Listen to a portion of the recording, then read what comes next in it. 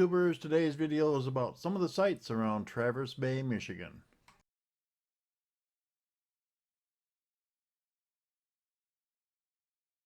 The first site is going to be the Leland Historic Fishtown District. Along the Leland River as it feeds into Lake Michigan is Leland's historic fish town, one of the last working and thriving fishing districts on the Great Lakes. Native Americans first lived and fished from this site, with European settlers arriving in the 1850s and creating the current fishing village. Fishtown was and is still comprised of weathered fishing shanties, smokehouses, overhanging docks lined with fish tugs, charter fishing boats, and the Manitou Island Transit Ferry. Today, many of the shanties are home to small, local businesses. Each year, thousands of visitors enjoy and appreciate the shanties, fish tugs, and docks that remain a crucial part of the Lake Michigan fishing heritage.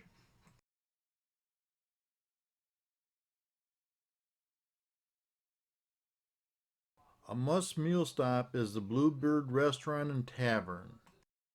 The Bluebird is located in the heart of Leland, nestled along the Leland River. The dining room and the outdoor patio overlook the river, while the tavern offers a more casual atmosphere, specializing in fresh Lake Michigan fish, local and regional cuisine, and an extensive wine list. If you're lucky, you'll catch the owner's amphicar, which is parked outside of the restaurant. He's obviously spent an awful lot of time and effort maintaining this antique or classic vehicle. Inside the restaurant, there's a collection of antique outboard motors as well as other nautical items. Whether you're interested in fishing or shopping or fine food or good restaurants, or just plain enjoying the sights and the view of the Traverse City Bay or Traverse Bay, the Fish District in Leland is a great place to see. Must see near Mission Point is the Old Mission General Store. The store is on the route to the Mission Lighthouse, and is a great place to stop for a snack or just look at some of the antique items that are sold back in the older days. The gentleman who owns the store is great to talk to.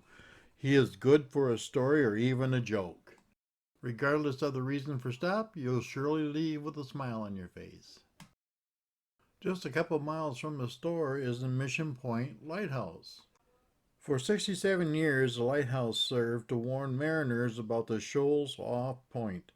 However, new techniques in offshore construction and the automation of lighthouse illumination made it possible to build a navigation aid on the shoal itself. In 1938, work began on the pier for the new light in 19 feet of water, about 2 miles northwest of Mission Point.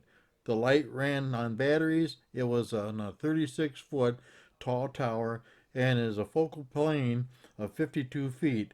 Helped make it visible for 13 miles. It had a 30-second dwell time between flashes in order to conserve power. The lighthouse was deactivated in 1933 and purchased by the state of Michigan. There are a pair of signs that denote its location on the parallel, and it is one of the 29 places, 6 are in Michigan, in the USA, where such signs are known to exist.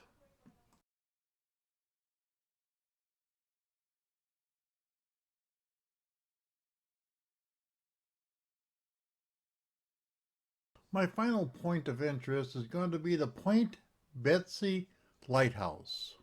The Point Betsie Lighthouse is located on the northeast shore of Lake Michigan, at the southern entrance to the Manitou Passage, north of Frankfort in Benzie County in northern Michigan.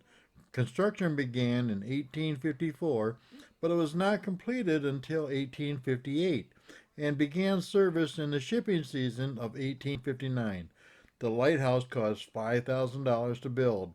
In 1875, a life-saving station was built for a cost of $3,000.